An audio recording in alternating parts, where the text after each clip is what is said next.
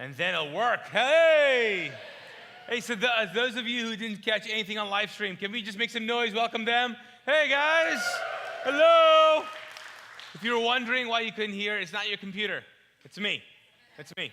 So, hey, I'm glad you guys are here. We're having a baptism today, and so we're really excited about that. It's going to be a fun time. Now, if you've been joining us, or if you probably know this, we're in a series. So I'm going to talk about the series a little bit, but we're also going to baptize people. And here's the cool thing about this week and this Sunday.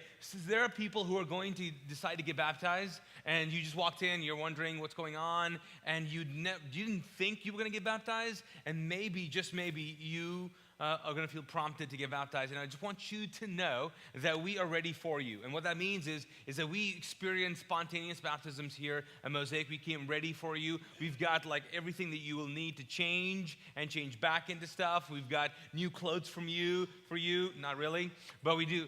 We have changing clothes to get baptized in, but that's about it. Don't get crazy, okay? But we are ready for you, and because we know that God speaks to people, and we always see people like decide to get baptized, and it's really awesome. It's powerful like that. So this morning I want to jump into our conversation. If you don't know this, we're in a series. It's called it's the Book of Romans, and we're going chapter by chapter, basically 2 chapters at a time, and we're calling it Empire. And so we are in chapter 9 and 10 of this week. 9 and 10. So what I've been trying to do is trying to take the book of Romans, because it is pretty, it's meaty. You know, I've told you this, and I don't know if you remember, I tried to sushi size it for you. Anybody remember that? Yes, thank you. Okay, that's good. And so I gave you like 3 things. Maybe I said, hey, let's when you want to look at Romans, think of the context, think of the content, and then think of the connection. And basically I said this is a great way to sushi size, or one sense, or categories to go through the entire scriptures, like all the Bible, like figure out. Because if you don't get the context right, you're going to take stuff out of context. If you don't understand the content and what is really, who said it, why they said it, what's going on, you will just focus on the content and try to apply it, and it's out of context and it doesn't work. For others of you, that if you don't focus on the connection part of Scripture, you'll just know a lot of cool stuff. And that's it. You'll be that guy or that person who knows a lot of cool stuff, but you're not really doing anything. Anybody meet someone who's like super Christian, but doesn't act like one? Anybody? You're like, they're in the room with you. You're like, yeah. No, yeah. Anybody? Yeah, of course. So we're trying to connect Scripture to real life. So in terms of that, chapters 9 and 10, what's the big connection? What's the context? Like I shared with you earlier, you have to understand that the book of Romans was dictated by a guy in his 80s. Okay? And it was then written down, it got translated. He is talking to a polytheistic culture, which means they worship a lot of gods. It's not this one, hey God, there's one God. So his language, the way he writes things, he is intentional about that. Also, he's talking to a Jewish group of people, so a lot of references are connected to those things. It's not like, sometimes we think like the Bible was written by like people got possessed by God and they just start writing. I don't know if you think that way or you thought that way. It's not necessarily true at all. God just inspired people, spoke to them, they began writing it, and God has been has been working in the details, because the scriptures, if they're anything, they're revealing one big thing, and that is the personality of God. And so you have to understand the context, and the content is really important as well. So chapter 9 and 10 basically move from this idea of, hey, how do you receive righteousness, to he's actually making a huge point, a big point about being Jewish and not being Jewish. Like he has to address in these passages about this big idea that the Jewish people are against and they don't understand, or some people who are now Christians but yet Jews, they're trying to figure out how this really works. Because there's so many things. You're like, we are Americans, like most of us are Americans, right? I mean, if you're watching, you're probably not. Maybe, I don't know, if you're from a different country. But where does American and then Christian begin? You know what I'm saying? Like, how does that, like apple pie, what is that? Is that Christian or is that American? I don't know. Because when you eat apple pie, it's divine. right? You don't know. You don't know where things go. So he's really addressing this big idea. And so what I've tried to do is kind of give you a framework. And this is the big framework, okay? He's basically, I'm going to talk about using what he's talking about and focus on this idea of being chosen, yet having a choice. This big idea about what does it look like to be chosen by God and then actually have a choice. And for some of you, you're thinking predestination. You're like, oh, that's what you're talking about. Well, I'll hit that. And then you're thinking, no, free will. And if you're like a Christian, if you've been in theology classes, or if you've been in deeper conversations of what it means to be, God's will for our lives, you probably heard a lot of different terms. So I'm going to try to not dumb them down, but just kind of really to make them simple and plain for us to understand. So let's jump in. Can we do that? Let's jump into this idea of being chosen. Being chosen. How many of you have ever been chosen for anything? Anybody? How does that make you feel? Good? Of course. How many of you have not been chosen for stuff? You're like, I'm not even going to put my hand up. I'm not going to do that. Bring back the pain, right? How many people have been chosen by default? Anybody? You were just there. You'll do. Okay, let's go, Right? That is just we live in a world where we have choices, but we also live in a world that we want to feel chosen. And sometimes, regardless of what we're actually chosen for, we just love the fact that we are chosen. Doesn't even matter what. We're just chosen. We want to feel special. So the Jewish people in Paul's time, the people who he was connecting to and talking to, their identity was wrapped up in the fact that they were Jewish. They were a chosen nation. God had chose them for His glory. I'm going to use that word to be used for a lot of different things. Their identity was wrapped up in being a Jewish nation, which is why they were really against Paul's teaching of this extreme Jesus thing. Like, hey, you got to leave everything behind. Paul's writings are filled with, I'm a Jew and I'm a Hebrew of Hebrews and I'm this and that, but I've left all that to follow Jesus. I've left all that to follow Jesus. Now, in this day and time, it would feel like that Jesus is rejecting the nation of Judaism. They hated him for that because their identity was wrapped up in that. It was a sense of nationalism. It was a sense of, no. It's more important to be a citizen of a kingdom than it is a kingdom of God. So they were like, I don't know about that. And in our times, it's hard, isn't it?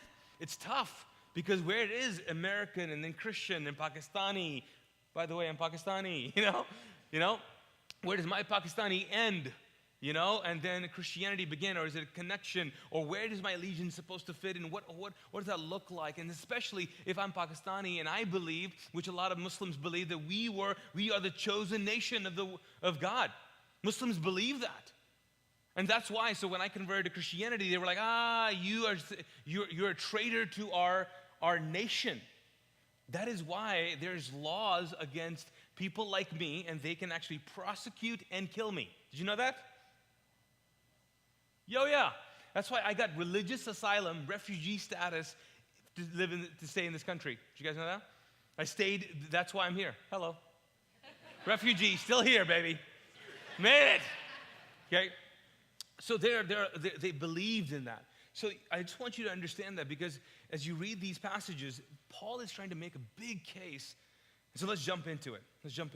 So here's a couple of verses from chapter 9, and then we'll go to chapter 10. Chapter 9, verse 2, he says, "My heart is filled with bitter sorrow and unending grief for my people."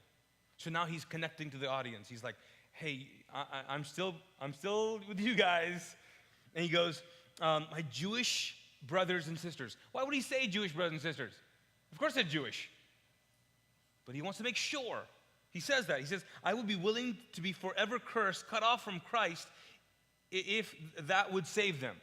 He is doing something here. He's like, okay, I know you guys hate me because of Christ, but I would actually give up my relationship with Christ for you. What are you doing here? Now, Paul's also doing something. He's foreshadowing what another Jewish man did. Anybody know who did that, was cursed so other people could be saved? Jesus. So there's a lot of interplay here when he's talking. He's like, I would rather do this. Because he's trying to get to a point. Then he says, they are the people of Israel, chosen to be God's adopted children. God revealed his glory to them. He made covenants with them. He gave them his law. He gave them the privilege of worshiping him and receiving his wonderful promises. There's a lot of God gave us. He chose us. He gave us. He did this for us. He did this for us. And they're all like, yes, yes, yes. All these are true. But their problem is, but Paul, why are you changing the game here? We're chosen. We're all good. Why are you bringing Jesus into this? Why are you bringing this idea of choice into this? Because they're like, we're chosen. God's going to save us regardless what we do and regardless how we treat other people. But Paul is saying, hey, there's a problem going on, and it actually stems from your history. And so he keeps on going. Let me skip a few. Let me read you the heart of it. He says, what does this all mean? He says, even though the Gentiles, that's the rest of us, were not trying to follow God's standards, they were made what? They were made right with God. And it was by faith that it took place. And then verse 31, he says what? But the people of Israel, who tried so hard to get right with God by keeping the law, did what? They never succeeded. Now they're backing up. They're going, what? And then he says, why not? Right? Why not? Everybody's asking that. Why not? Because they were trying to get right with God by keeping the law instead of by trusting him. They stumbled over the great what? Rock in their path. He's referencing Jesus and what Jesus did. He's referencing that whole idea of, remember Simon, Peter, and him? And he says, upon this rock I will build my church. That rock was the confession that Peter said, you are the Messiah, the Son of the living God. Basically, Paul is saying, here is what the Jewish people, the Jewish nation is stumbling upon. They're stumbling upon this idea that when God says, I promise you to be a holy nation, I promise you to give my glory, you are chosen. And here's what I'm going to do. I'm going to establish a kingdom. They thought it was the Jewish kingdom, which was not. He said, I'm going to establish a bigger kingdom, and this is how I'm going to do it. The way I'm going to do it is I'm going to send my son. So the big problem to them was, God told us this. He promised us this. And Paul is saying, yes, he did. Yes, he did. And the way God fulfills his promise, you don't like it. Anybody ever experienced that? Yeah, but that's not what? I want you to come a certain way. And this is the rock they stumbled on. They stumbled on the idea that the way God was going to fulfill all of the promises was sending his son Jesus to die on the cross. So then they're going, well, hold on then. We were chosen though. We were chosen. And what that means is you don't have a choice, right? You're predestined. But he's saying, no, you actually do have a choice, and you chose wrong. In fact, guys, this is kind of extra, but you could actually take all of the Torah and the writings of Paul. He is, as a Jewish guy, basically saying, friends, do you know why we have the Torah? The Torah, all the Jewish laws and the teachings and all the kings, the stories, the history. Have you ever read those and you figured out like God is really ticked off? Anybody? And people are killing everybody? There's like mass genocides that are going on. He's basically saying, by the way, God put that there just as an indictment against you. He's basically saying, look at your history. It sucked. It didn't work. It's not good. There's a better way. Kings don't need to act like this. People don't need to do this. I don't justify mass genocide. And they're going, no, that was all God. And he's like, no. That was people doing horrible things in the name of God. And they're going, well, hold on, no, our history is sacred. And he's like, it is sacred. Of course it's sacred. Can I just tell you, you were chosen, and you chose poorly. You chose to kill people. You chose to do these things. And choices come with responsibility, and they come with influence, good and bad. They always do. You're chosen. The problem is you thought something that all of us think, and here's how we connect to this. Now, how many of you would say, I want to know what my purpose in life is, right? How many would sign up for that? Like, I want to know. I want to know. How many of you ever thought this? What am I here for? Anybody? Well, what's my thing, man? What's my thing? You see other people do their thing, and they're like, I like that thing. I want to find my thing, you know? I want to live life on purpose. What's my purpose? Have you ever said, God, what is your will for my life? Now, here's what's interesting about purpose, because we all want to live a life of purpose. No one would say, no, I don't want to live a life of purpose. Here's the problem with purpose. And here's what the Jewish people were in trouble with, and that's what Paul was trying to kind of show them in a different way. And I've kind of translated it. He basically was like, hey, let's talk about your purpose. Because you were chosen for a purpose, right? Let's think about it. So how do you view your purpose? Is your purpose a means, or is it an end? You've heard the phrase, right? Means to an end, right? Means to an end. This is a means to an end. He's basically saying, your purpose, is that the end, or is it a means? Now, to understand this, when I think of my purpose, right, and I get caught up in me and what I want to accomplish in life, I want to do whatever it takes to get to an end. And that end is my what? Purpose. It's me. Like, I'm the end, right? I'm going to do whatever means it takes to accomplish my purpose in life. So the books we read is about accomplishing your purpose in life. Who is the end to that? You, and you get a car, and you get a car. I mean, it's you, right? And you get a purpose. When we think of purpose, we think of we are the end. The end is our fulfillment in life. It is our purpose in life. So here's the deal. Paul is saying your purpose is not an end. Your purpose is actually a means. It's a means to an end. Your purpose, the reason why you were chosen, is you're actually, I hate to break this to you, you're a means to a bigger end. If the end is you,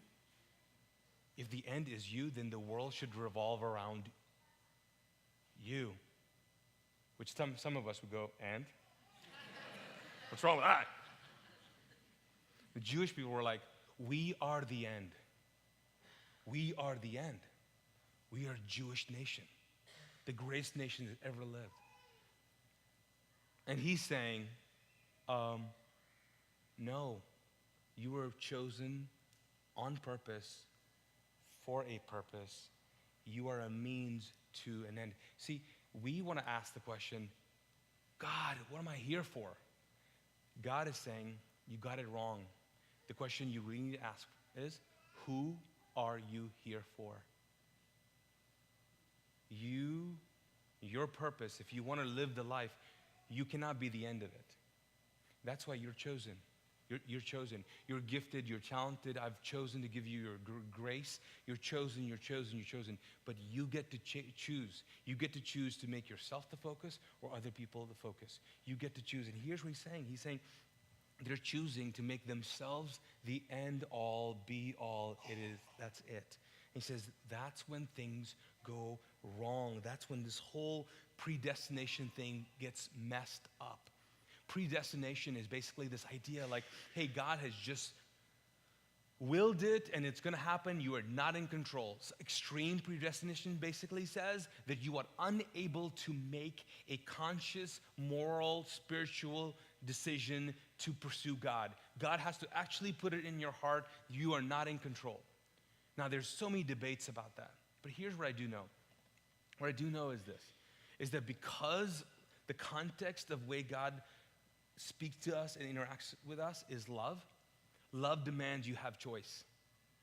Because when love is when people in relationships, with one person in the relationship controls the other person, it's not called love, it's called abuse. And so love demands that choice be in the cards. And so predestination, there's one way to look at it. So this is an interesting way to look at it. So yesterday I was at a gymnastics meet. Okay, that is the jam, guys. Go there. Yeah. Okay, a lot of parents, a lot of people. My daughter was competing.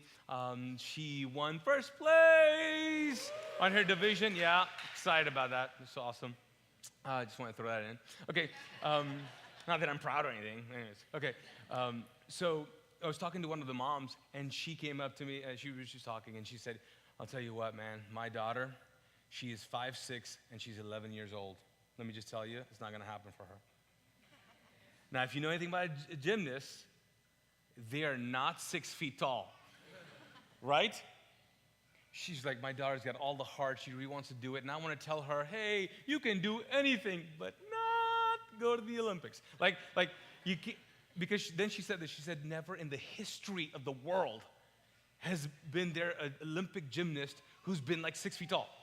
Like, I mean, it's like a one. I mean, like, it's not gonna happen. It's not gonna happen.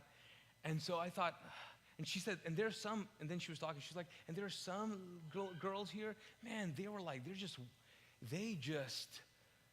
they're born with the gymnast body. You know what I'm saying? You know, have you ever looked, okay, women, have you ever looked at other women and went, I hate her? Anybody? Right? You're like, I could never look like that. You know, so it's like this idea of like you are born with certain things. You're born with certain talents. You're born with certain resources. You're born with certain influence. But you get to choose if you want to squander them or not. You were given something. God says you're given something. You're chosen. Have you ever seen someone do something and you say, man, they were born for this? Anybody? That's like predestination, but not really, right? Like God is saying, you were born for this. Guys, I had this in mind for you. You were given all the talents to do this for the world. You were going to represent the world, me and my heart to the world. You Jewish people, you were born for this. I give you all the wirings for this. But how many people do we know who have extreme talent who die young? Anybody? Extreme riches, they die young. They're chosen, but they choose. They choose differently. And so choice is this big idea now. You get to choose. You're chosen, but you get to choose. And here's what he says about this idea of choice. It's in the next chapter. He says, and this is Romans 10, he says this, dear brothers and sisters, the longing of my heart and prayer to God is for the people of Israel to be saved. Now, again, to the Jewish mind, they're like, we're good. We are saved. Why? Because we are chosen. And he's like, And then he keeps on going. He says, I know what enthusiasm they have for God. But it is misdirected zeal. For they don't understand God's way of making people right with himself.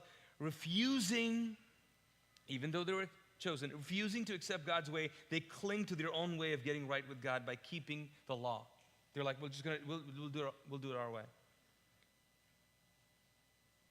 Verse 8 says, and that message is the very message about faith that we preach. See, if you openly declare that Jesus is Lord and believe in your heart that God raised him from the dead, you will be saved. But it is by believing in your heart. He's saying it's by you choosing to believe in your heart that you are made right with God. And it is by openly, again, choosing to openly declare your faith that you are saved. He says, yeah, you're chosen. But you get to choose. I chose to love you, but you get to choose to love me back. I'm committed to you, but you get to choose to be committed to me. And that's why I love the story about the show. It's a story of a Indian guy who gave his life over and chose to follow Jesus. It's a powerful story. Let's watch this. I grew up Hindu. Hindu and Sikh. So there's two main religions in India. And growing up, most people don't like going to temple or church as a kid. We, however, had to go to 2 different ones. So that exposure was to 2 different religions, if you will. And it was confusing. It was really confusing to us because although similar, they're different. Just as God pursued you growing up Muslim in Pakistan and then Kuwait, God pursued me. I didn't know what it was at the time, but this journey began, and let's assume 1982. I was actually walking into a class, an English class, and I saw 2 kids, my age at the time, praying outside the class. And for whatever reason, I stopped and watched. And what I thought to myself was, I am way cooler than they are. You know, they are, in essence, geeks, and I shook my head and I walked in. The very next day, I distinctly remember it was a Tuesday, and I was invited to a student club, and they wouldn't tell me the name of the club. So I decided to go. Turns out I had a great time, but at the end of the club, they prayed, and I'm certain I rolled my eyes and said, what am I doing here? This is crazy. I'm a Hindu. I don't belong here. But there was a person who was speaking. I think he was a pastor. His name was Mark Wilson. And for whatever reason, we connected. And at the end of it, he came up to me and said, I really hope you come back next week. And I went back every week for the next 6-7 months. At the end of this campus life, what it was called, at the end of campus life, they had a retreat in Ocean City. There was about 1,000 or 1,500 kids, and I saw Mark standing up on stage, asking people to come up to stage if they wanted to accept Jesus into their hearts. And he looked right at me and in essence waved me up. I probably should have gotten up then, but you know, I was too cool. And I think I maintained that cool image for the last 35 years. Before I was invited, it was interesting. I was shown a video. The video was of you. And I looked at the video and I said, why am I watching this? Because he's the same color? Who cares, right? But for whatever reason, I said I have to meet him. And I got here and I felt this sense of peace and energy. I continued to come. And then we started, you asked if people wanted to get baptized. And I thought, yes, I do want to get baptized. And I was terrified of it. I was terrified because I didn't understand the meaning of being baptized. And ironically enough, friends that I made in campus life, still friends today. I asked one of my friends, he said, it's a death. And that scared me. And I said, what do you mean a death? I thought it's supposed to be a rebirth. And he said, you can't be reborn without going through death. And he says, you're letting go of your past. You're letting go of your insecurities. You're letting go of the conflicts that existed. You're giving yourself to God. So I decided to become baptized. After being baptized, I expected this miraculous change. I expected everything to shine more. I expected flowers to smell better. I expected nirvana. It didn't happen. However, a couple weeks later, everything that existed in my past life came at me at one time. And at that moment, I prayed, in fact, with you outside of Mosaic. And I felt the presence of God. You asked for God to protect me and give me security and give me peace. And I felt what was a warm blanket around me. In fact, when you were praying, I looked down beneath my legs to see if I could see other feet behind me. Maybe somebody was there. Nobody was there. But that feeling changed my life. I look back now, I look back at all the times that God talked to me, all the times He spoke to me saying, come to me, and I didn't do it. I shunned it. I heard the words, and now when I think back and I reflect on my life, I know there were times where He was passively calling me, and I know there were times when He was aggressively calling me.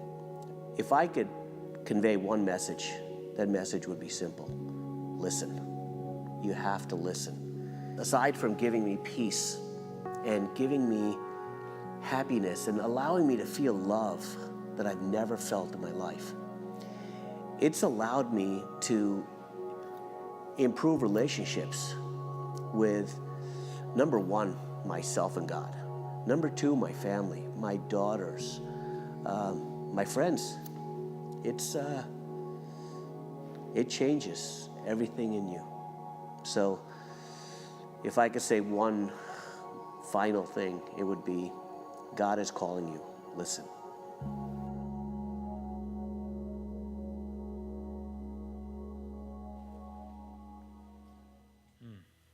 Hey, can we stand together?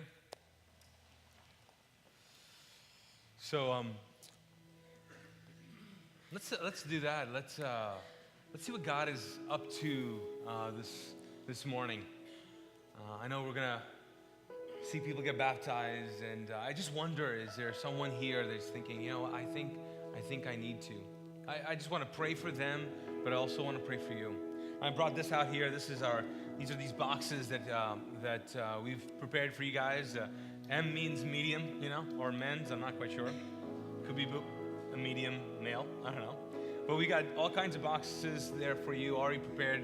The shorts, t-shirts, flip-flops. And all you need to do is kind of go out that door right there. But I want to pray for you.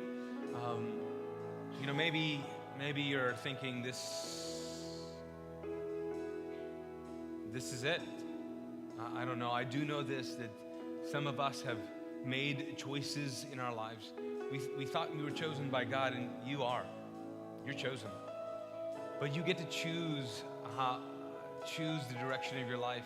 And because of that, those choices come with responsibility. They come with influence. And some of them influence your life negatively. And you know that. You live in those. And some of us, you're riding the wave of really good choices for a long time now. And you understand. People look at you and you go, why is your life working out? And the truth is, you just made a lot of good choices along the way.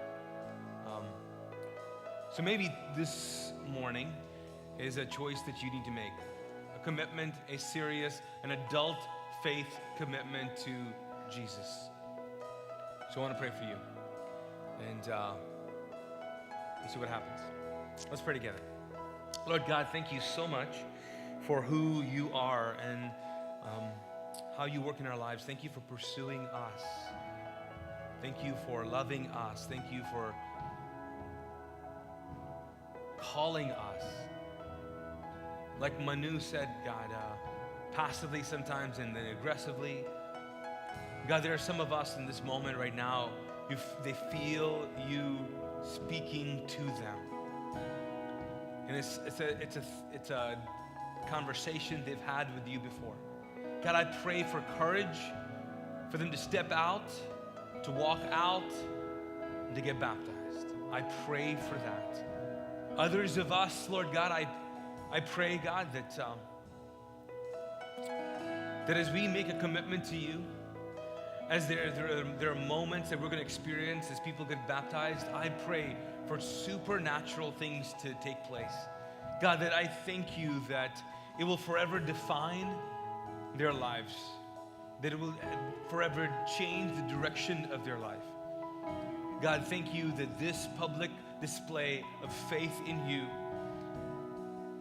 invites them into a community of faith, but also a communion with your Spirit like they've never experienced before.